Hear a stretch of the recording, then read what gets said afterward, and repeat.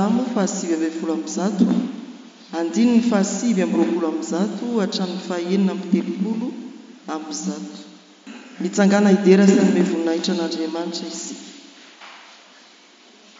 Hoy ny mpanao salamo amin'ny anaran'ny Tompo: mahagaga ny teny vavolombelonao ka dia mitandrina azy ny fanahiky. Mahazava ny famoahana ny hevitry ny teninao ka manome fahalalana ho an'ny kely saina. Mitanatana vava aho ka mianana, fa ny didinao no iriko, todio aho ka amin'drafo aho.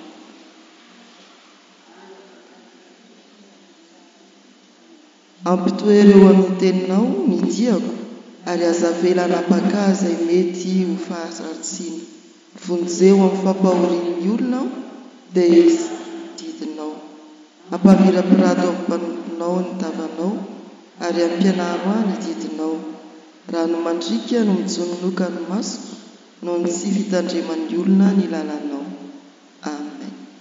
Tompo, efa fomenanay hatramin'ny voalohany tokoa ianao, ary fonotsim-bola ary izao tontolo izao.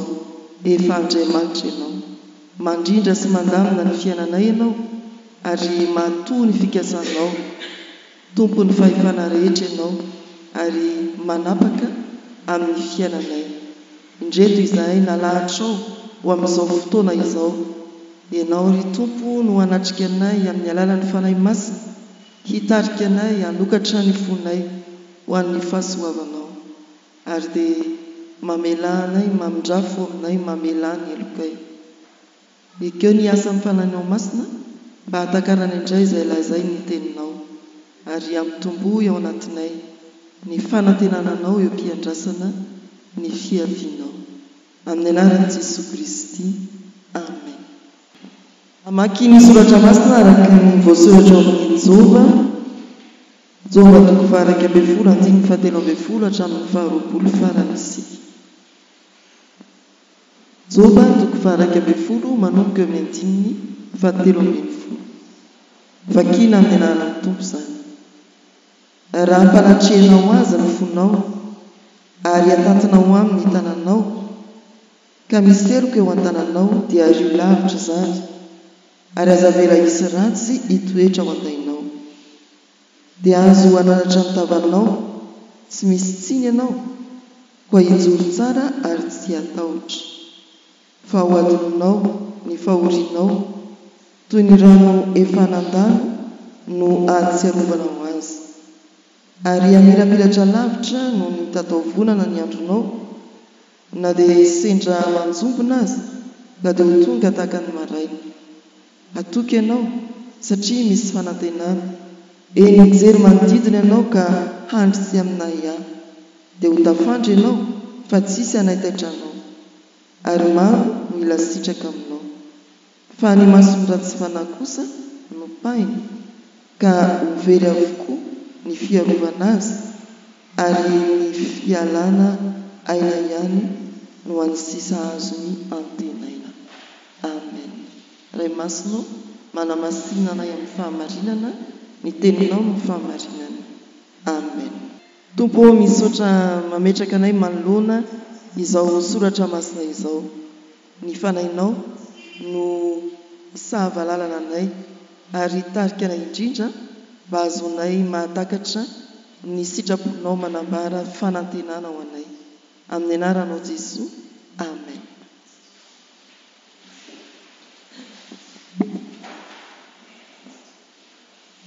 Azafady ohatra mbola nisy namantsika tsy nahazo taratasy, raha mba misy afaka mitambatambatra dia nameo azy ny taratasy. Sympathie. Roussel mbola tsy mahazo.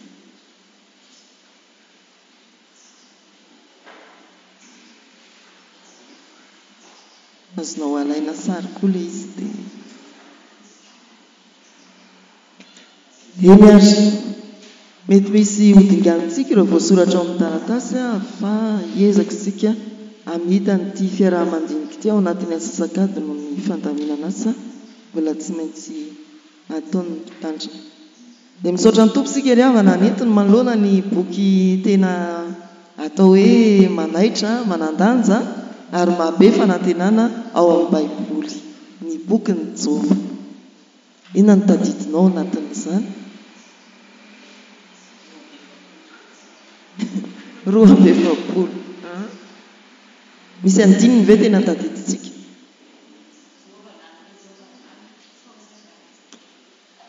Ny tompony nanome ny tompony naka isaorana ny anaran'i Jehova. Inona koa any amin'ny toko voalohany izany? Tsy ny soa ihany raha isika avy amin'Andriamanitra fa ny ratsy koa.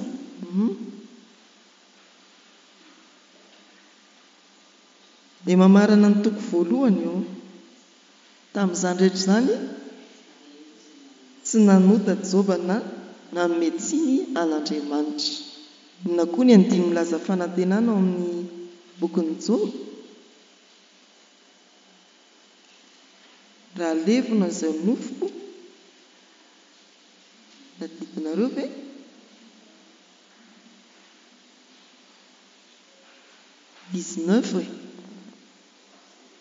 Izao no voasoratra amin'ny anaran'ny Tompo. Kanefa raha izao dia fantatro fa velona ny mpanavitra ka hitsangana ny ampara ary ambonin'ny vovoka izy, ary rehefa levona ny hoditro izao simba izao sady afaka minofoko aho dia hita an'Andriamanitra. In'izao no ahita azy, ny maso koa no hijery. Anatin'ilay efa fahalovana, efa fahasimbana be ny nofin'ny Joba, miteny amin'izany izy. Fanantenana ao anatin'ny faharavana ry havana.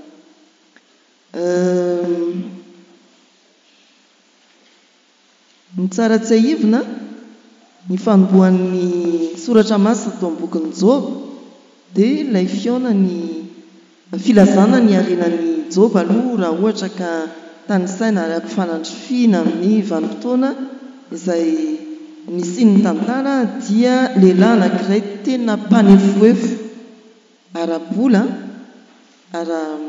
ara-karena izy raha ny biby fiompony voatan'izao, ary tena azo lazaina hoe niadana teo amin'ny ankohonany. Firy ny zanak'i Joba? Firy lahy firy vavy? Dia arabaina izay mitovitovy amin'izany. Fa tena nanana izy. Rehefa tafahoana tamin'Andriamanitra Satana, nandehandeha teny rehetra dia nanao fanamby tamin'Andriamanitra, nanao fanamby tamin'ny Satana Andriamanitra hoe eny ary izao no lazaiko anao, raha alainao daholo ny fananan'ny olona io tsy halamiko izany io, satria Satana no teny hoe io dia ny fananany fotsiny ny fikirana aminao, fanambinanao azy ny fikirana aminao, fa raha miala ireo dia miala aminao izy. Tao hoy Andriamanitra, izay ilay tantara. Tao anatin'ny iray andro fongana ny zanany teo am-pisakafoana, fongana ny harenany. Eo no manomboka ny tantara, ary tsy nijanona teo fa nokakisan'ny fahorian'ny Joba niantraika tamin'ny vatany izany, ny fahabokanana atao hoe fahalovana, efa tena maimbo, niady ny ferin'ny Joba, niady ny ferin'ny Joba hoy ny soratra masina. Rehefa izay ny zavatra nitranga teo amin'ny Joba dia nanana sakaiza anankitelo izy, ary Elifaza, Bildada, Zofara. Eto amin'ity toko 120 dia Zofara no manoloana ka miteny aminy. Ny foto-kevitra izay niazona ny fosiny sain'ny Jiosy, hoe foto-kevitra tranainy, dia milaza fa ny olona rehefa azo hifahoriana dia nisy ratsy nataony tao izay.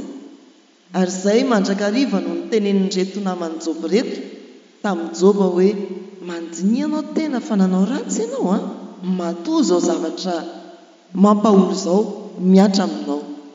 Fa andanin'izay kosa Joba dia nanao mizingizina, za olo marina. Dia manontany an'Andriamanitra Joba ao amin'ny toko 10 manao hoe fa maninona ny ataonao an'izao? Dia maiksa izany osiny any amin'ny fiarahamonina. Nangatam-panazavana tamin'Andriamanitra ny Joba ao amin'ny toko 10 alohan'ity soratra manoloana antsika ity, nahoana ny ataonao an'izao? Raha ny amin'ny fiarahamonina moa izany natsidika izay voambolan'izay dia tadidio fa tsy azon'ny olona atao eo ambany fahefan'ny olona anankiray ny mangataka amin'ny manam-pahefana amin'ny hoe azavao amiko maninona no esorinao azavao amiko fa maninona ny nodiko no 8 fa tsy 18 misy tery zany zana nefa eto Andriamanitra zay tompony fahefana rehetra dia kotabaisiny Job hoe fa maninona ny ataonao an'izao namaly ve Andriamanitra aza tsy namaly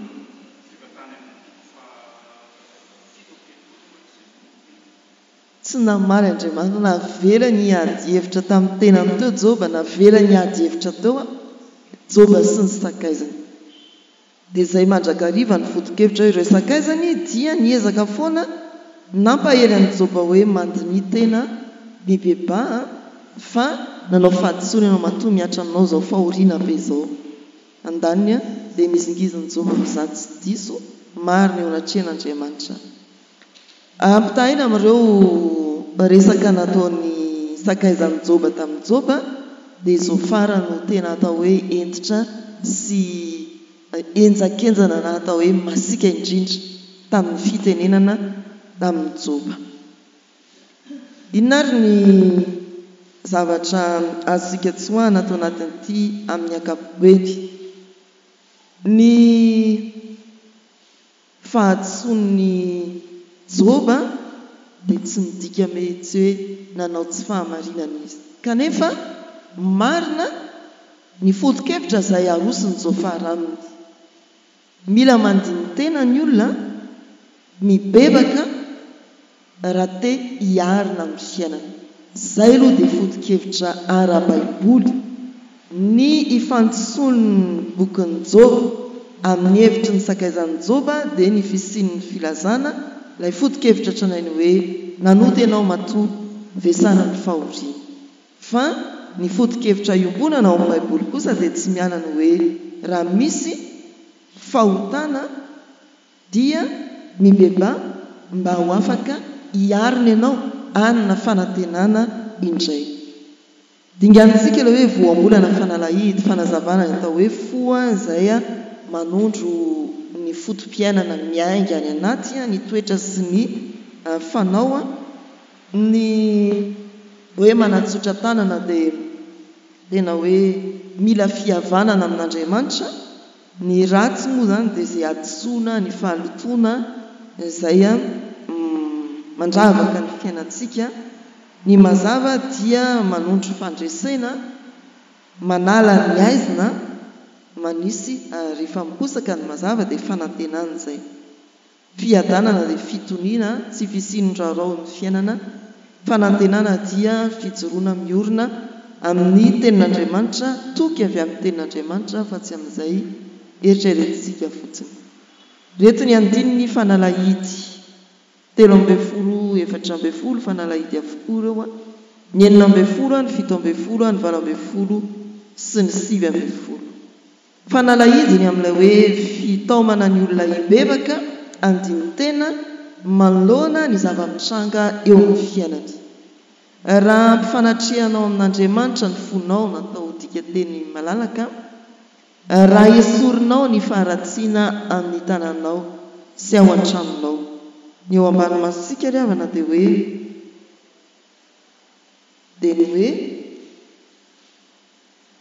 raha ampanatrihanao azy ny fonao ary atantinao amin'ny tananao ka miseroka eo an-tananao dia ario lavitra zany ary azavela isy ratsy hitoetra ao andainao zay zany ny antso voalohany no hoe mandiny tena fa raha misy zavatra tsy mety ataonao atsory amin'Andriamanitra ny tananao mila fihavanana amin'Andriamanitra esory sy ny momba ny tenanao ihany fa ny ratsy eo amin'ny ankonanao ampifanatreo amin'Andriamanitra ny fonao tena ataovy mangarahary eo anatrehan'ny tompo ny fonao velaro eo anatrehan'Andriamanitra ny fiainanao aza misy afenina amin'Andriamanitra ny fiainanao izay ilay fibebahana tena hoe tia tompo mianjahanjy eo anatrehanao izao ny fiainako misy an'izao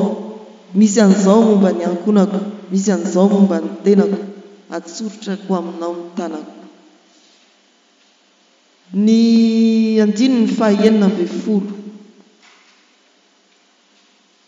Hoy ny soratra masina amin'ny anarany toa, dia ho adininao ny fahorianao toy ny rano efa nandalo no ahatsiarovanao azy. Inona mifototry ny fanadinona ny fahoriana? Tavoahangy ve sa roro? Inona? Hita amin'ity soratra masina ity, inona ny fototra? Ny famelaranao feno ny fiainanao anatrehan'Andriamanitra ny fibebahana. Inona zany ny fahoriana manjody izao ihany hoe velaro anatrehan'ny Tompo ny fiainanao. Io tena azo vakiana manoloana ny olona izay te hanadino ny fahoriana miantoraka amin'ny zavatra hafa. Andriamanitra ny antorana ary antorana amin'ny fibebahana, atsory amin'Andriamanitra ny tananao, ilazanao hoe mila famonjena Andriamanitra. Ny andiny ny fahafito ambin'ny folo. Ny andiny ny fahafito ambin'ny folo. Raha nirapiratra lavitra no ny tatao-vonana ny andronao, na dia sendra manjombona azy, dia ho tonga tahaka ny maraina. Ny fiainanao dia ho mamirapiratra ohatry ny andro ny tatao-vonana. Araka ny dika teny voambolana iry faharoa dia ny fahazavana dia milaza fanantenana, fiposahan'ny fanantenana, fa manondro fandresena.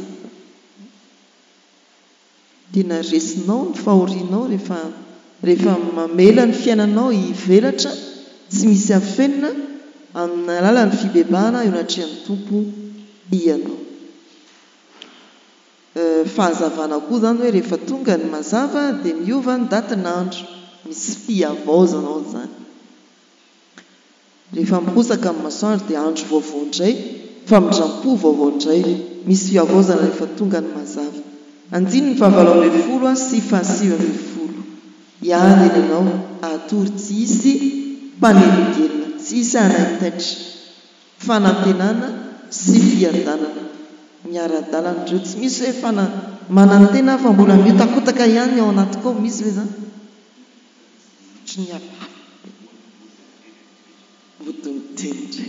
tsy misy olona hoe manana fanantenana nefa mitebiteby ao anatiny ao. Fanantenana tena manatitra fitoniana ao anatintsika. Manantena ny fianakaviana, misy fitoniana ao, fa tsy hoe sady manantena no mitebiteby, tsy miaraka zany. Sady manantena ny kivy, tsy raha izotry zany.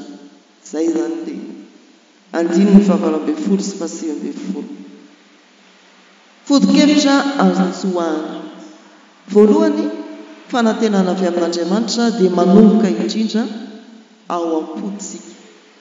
Ny fotsika velarina eo anatrehany. Fiverenan'ny fiadanana sy ny fanantenana dia miainga ny fanokafana ny fon'ny olona amin'Andriamanitra. Efa naverimberina teo zany araka ny andiny ny fahatelo ambin'ny folo. Ny fahaefatra ambin'ny folo, misy zavatra tsy maintsy atao dia ny fanesorana ny hita. Andiny ny fahaefatra ambin'ny folo. Raha misirika eo an-tananao dia azo lavitra zany, ary azavela hisy ratsy hitoetra ao an-tainao. Iny ianao mamelatra ny fiainanao tsy misy miafina amin'Andriamanitra iny, esory ity no ratsy, esory ity no tsy mety amin'ny tenako, amin'ny fianakaviako, amin'ny ankonako. Ao amin'ny andiny fa enina ambin'ny folo. Dia ilay voalaza teo hoe ny fialana amin'ny ratsy no fanadinona ny fahoriana. Fibebahana no fanadinona ny fahoriana. Andiny ny fahafito ambin'ny folo. Fiainana matoky an'Andriamanitra dia mamirapiratra indray. Misy mazava fa tsy hoe maizina ny tany aman-danitra. Tsy mahitsy, tsy misy masoandro miratra mihitsy. Mieritreretra sao dia ianao no tsy matoky an'Andriamanitra. Mievera sao dia ianao no misalasalany amin'ny tanam-pamonjen'Andriamanitra. maizina amin'ny tany aman-danitra rehefa midona amin'ny fahoriana maizina amin'ny tany aman-danitra rehefa tonga ny manahirana dia lazainao fa tsy misy anjara masoandronao mihitsy eto amin'ity tany ity dia aleo kipy tanteraka mamoy fo ianao. Ny andininy faha 20 sy faha 20 efa nalazaina tamintsika teo dia ny hoe ny fitokisana amin'Andriamanitra no mamboly fanantenana ao anatintsika mety tratra ny fahoriana ka alaim-panahy ho natoloan'Andriamanitra na koa dia fanontaniana amin'Andriamanitra miverena ny fatokiana an'Andriamanitra ianao. Ahoana ary ny fampiarana amin'izany amintsika eo amin'ny fiainantsika manokana misy an'ireo teboka anankitelo ireo. Dimy io no hoe mifaritra amin'inona amin'ny fiainantsika no mila voaina na sokafana amin'Andriamanitra. So dia mbola misy zavatra fikirinao mafy ao idinao ka tsy velarinao na asehonao an'Andriamanitra. Mahita ny zavatra rehetra ny tompo fa ianao no takiana hanampiniavana ny hoe reto daholo ilay izy Andriamanitra. Izao no momba manontolo efa tsy miafina amin'ny tompo io fa ianao ilaina misokatra amin'Andriamanitra. Aza idina ny fifandraisanao amin'Andriamanitra amin'ny fiainanao. Dia io hoe misy zavatra mbola tsy natorinao an'Andriamanitra avy eo amin'ny fiainanao na eritreretinao ty moa dia perikopany fanitsy tamin'ny Jaona 7 afeninao takonanao amin'ny aizina mba tsy ho hitan'Andriamanitra fa izy dia mazava fantany io natakonanao azy andrasany ny fahatsoram-poninao aneo ny miafina indrindra amin'ny fiainanao aneo ny afeninao amin'ny fiainanao. Dia ao anatin'izany hoe io ilay hira faharoa amin'ny 50 teo ovay ny foko moranary tena hoe miteza mihitsy andray ny fanavaozana avy amin'Andriamanitra angataka sy andray ny fanavaozana ny fiainanao avy amin'Andriamanitra. Ny fahatelo fiadanana sy ny mazava dia tsy hoe karohana fa avy amin'izy io raisina avy amin'Andriamanitra io efa nomen'Andriamanitra io. Ahoana hoy Jesosy rehefa tao anatin'ny tahotra ny mpianatra dia no nilatsaka izy eo afovoany manao hoe fiadanako nomeko anareo. Tonga avy any ambony io fa tsy karohana avy ety amin'ny manodidina.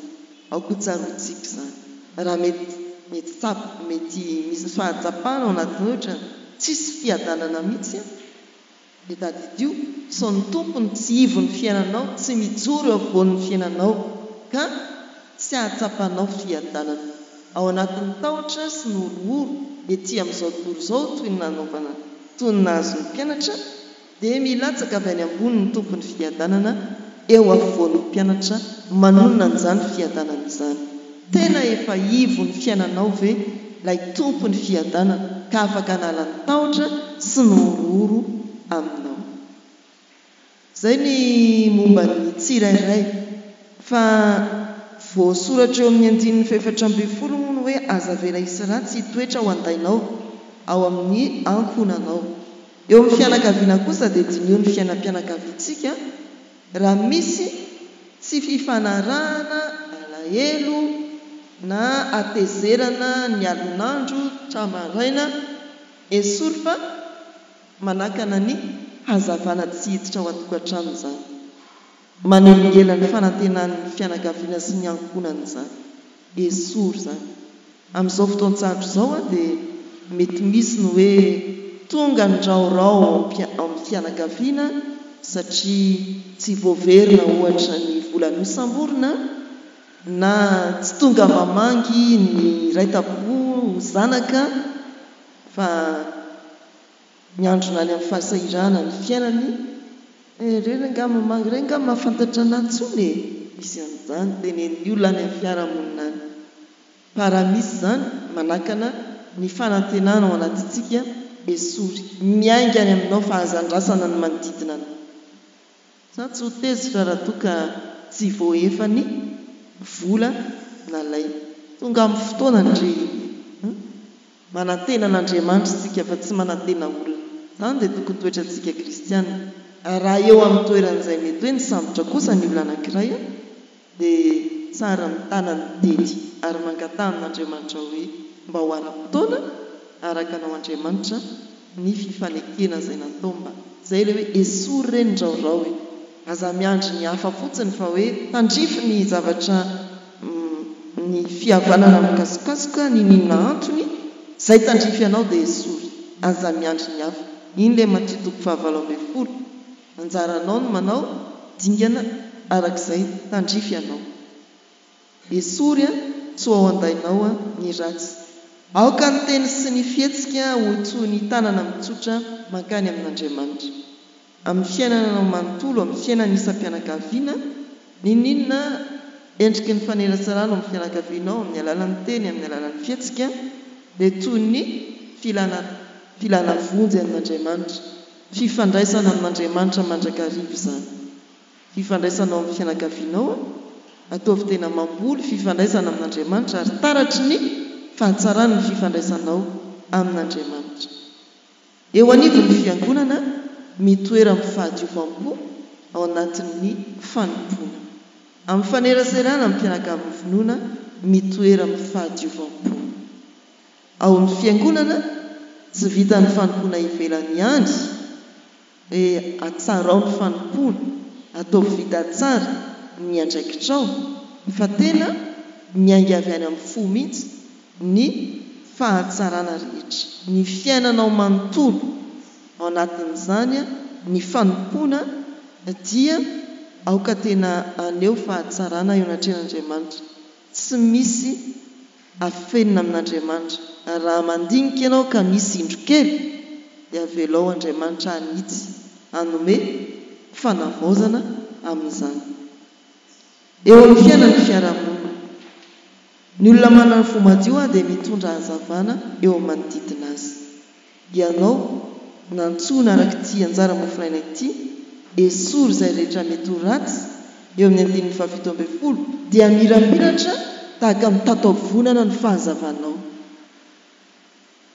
Efa tsapanareo ve izany hoe mitataovonana izany? Asinareo raha manamarika fa amin'ny vanim-potoana ny ririnina mety hoe izao koa takondraona ny masoandro. Rehefa tonga izay amin'ny 12 izay misy fahazavana taratra foana na dia faran'izay nanjombona aza ny andro. Rehefa tonga ny amin'ny tataovonana misy tsirim-pahazavana foana.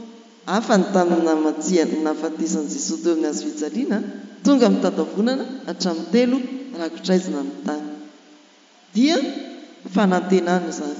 Ianao mba ho fahazavana amin'ny manodidina anao.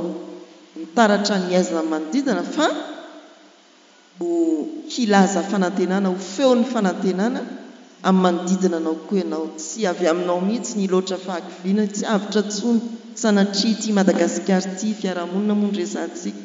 Tsy tafarina tsony ty orinasy ty ndo hialy tsy fa mba ho feon'ny fanantenana foana ianao eo manodidina anao.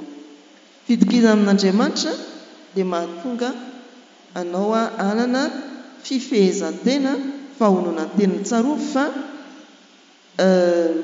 ao anatin'ny fanantenana eo am-piandrasana ny fahatanterahany fanantenana na inona dia takiana foana ny fifehezan-tena. Ataovy ohatra hoe misy olona ampakarina, ny sasany aloha dia manao régime mihitsy, iny anazy manokana, fa ilay fifehezan-tena za efa io no nomeny tompo dia io na manahoana na manahoana efa miomana zany fa amin'izao ilay mariazonay fa tsy hoe tena aloha hitady hafa.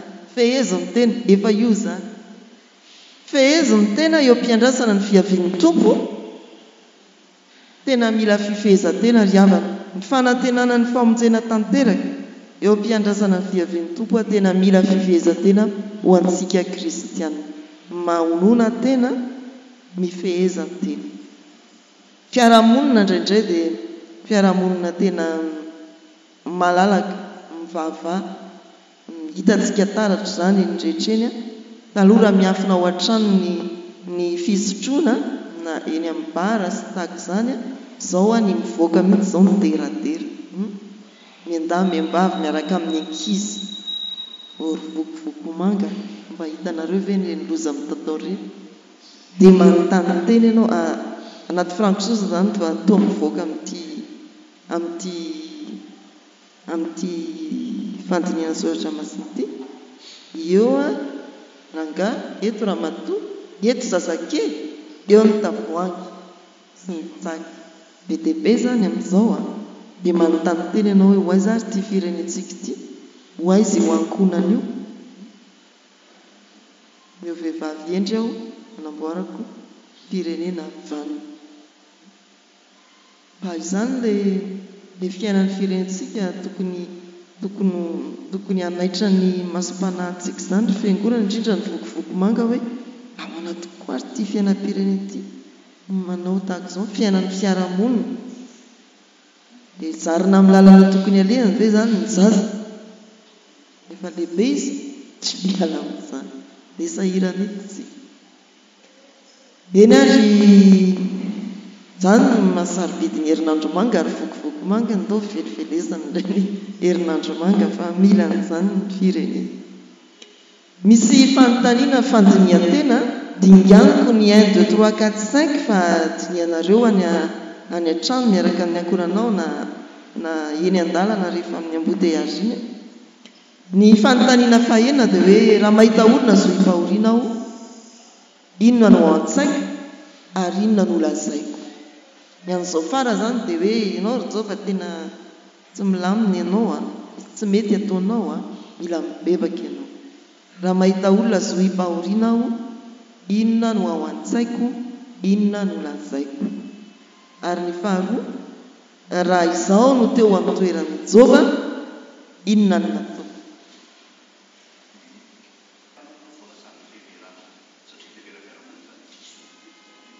raha ohatra zany azoko tsara ny tiana olazaina dia hoe ny fiheveran'izao fara diso izay mantsy tia contexte eo tsika no mitsatoka fa tsy mijery akapobe diso ny fiheveran'izao fara hoe no ny ota ataon'i Jehova no mahatonga azy zo hifahoriana dia nilazainy an'i Jehova zany bebay ianao moa zany hoe ny fiheveran'ny fahoriana fiheveran'ny fiarahamonina dia hoe kamo miasa izy sy ny sisa fa mety hoe tranga-pianakaviana no nahatonga azy ho eo fa ataovy mifantoka amin'ilay soratra masina foana sika mahita olona zo hifahoriana ianao inona no lazainao azy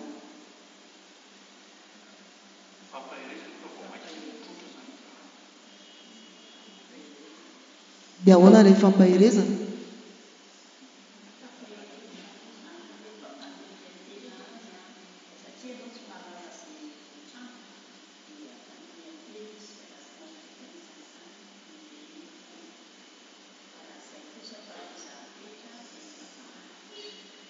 fiverenana amin'Andriamanitra foana ny fanombohany fanantenana zay ny lazaintsika azy na nanao iny izy na tsy nanao iny izy ndao hiverina amin'Andriamanitra mety tsy afaka ampiantrano azy tokoa isika fa ndao hivavakatsy eo ny fanombohany fanantenana eo no miposaka ny mazava ny olona nandeha tamin'ny maizana dia nahita mazava lehibe izay nitoetra tamin'ny aloko ny fahafatesana no misehony ny mazava ny fiverenana amin'Andriamanitra no fanantenana fanombohany fanantenana io moa zany tsy hoe ny olona kisy karazany fahoriana tsy voatery ny tsy fananam-bola ny fahoriana fa eto amin'izao tontolo izao dia tany ny fahoriana Jesosy no miteny izany mety misy olona tena manana eto moa Jehova ny laozany fananana fa misy olona tena mbola ao anatin'ny fananana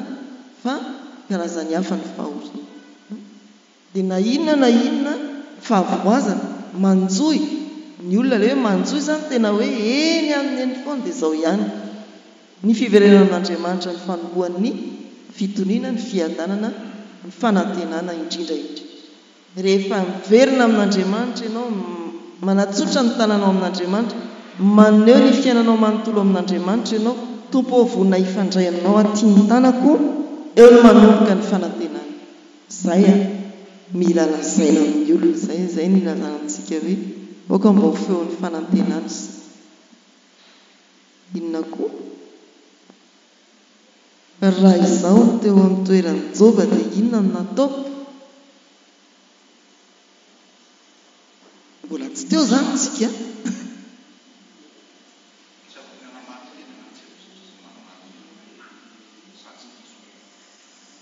Tsy hanamary tena hoy lanto a satria izy nanamary tena. Ianao no teo amin'ny toerany Joba dia ianao zako zany aleo faty tanteraka any.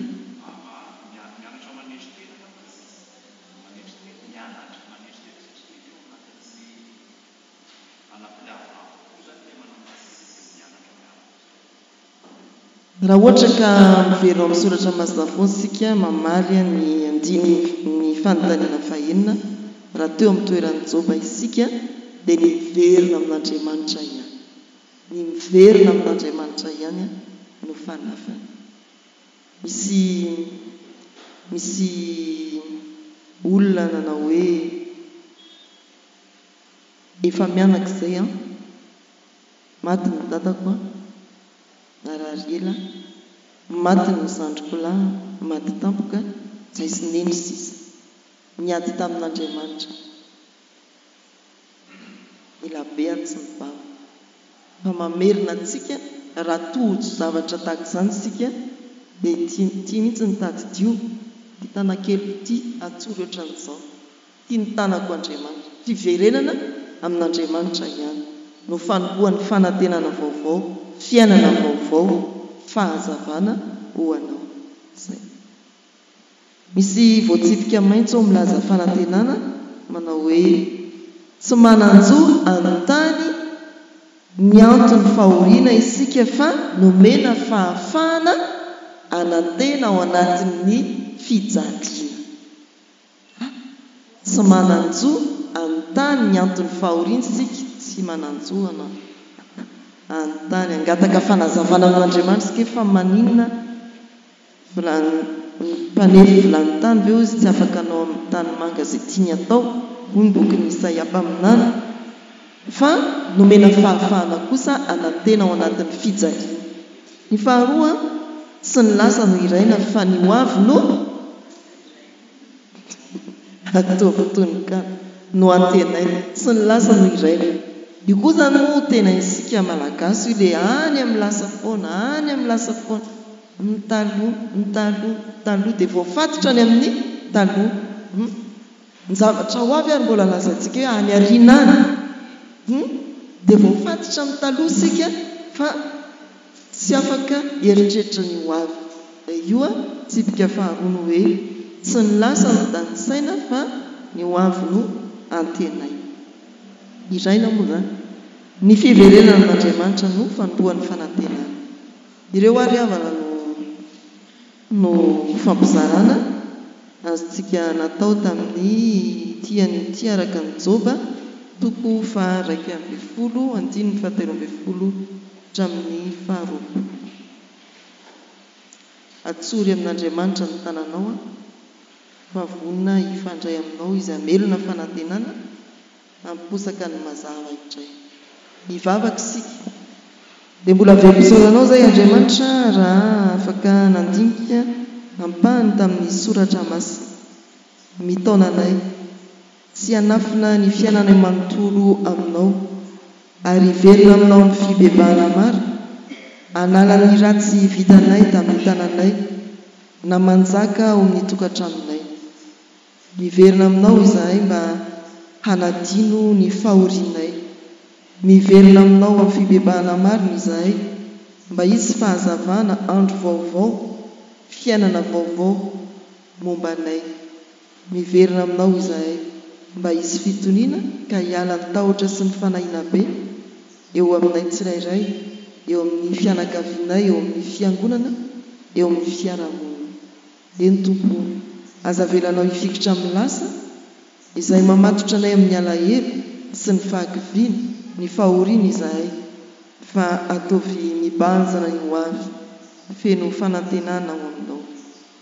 Dia mametraka ny fiainana indray eo am-pelantananao Tompo, ny azakazaka ho toto-saina n'ity tontolo andro ity, amin'ny fanompoana amin'ny asa aman-draharaha fivelomana amin'ny adidy aman'andraikitra amin'ny fianarana tantano toano ary ataovy mahatanteraka ny zavatra rehetra araka ny sitraponao izahay mba ho fahazavana eo anivon'izao tontolo izao, ho fanantenana hita koa amin'izay manodidina anay.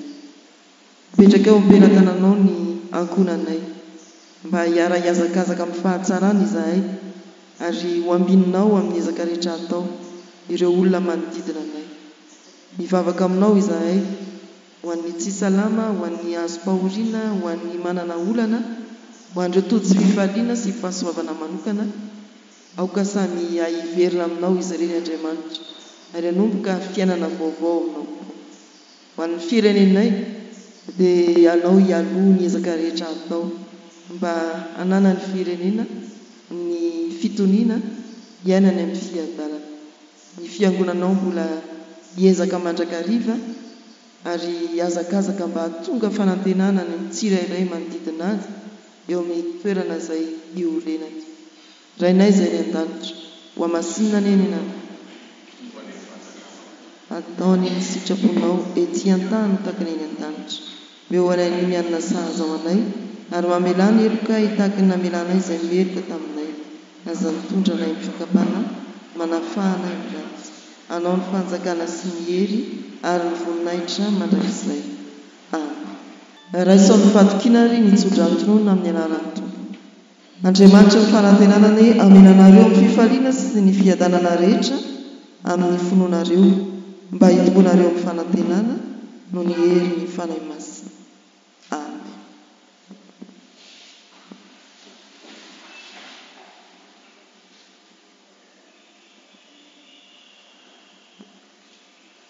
Ho an'Andriamanitra irery ihany ny voninahitra amin'ny anaran'ny Ray sy ny Zanaka ary ny fanahy masina.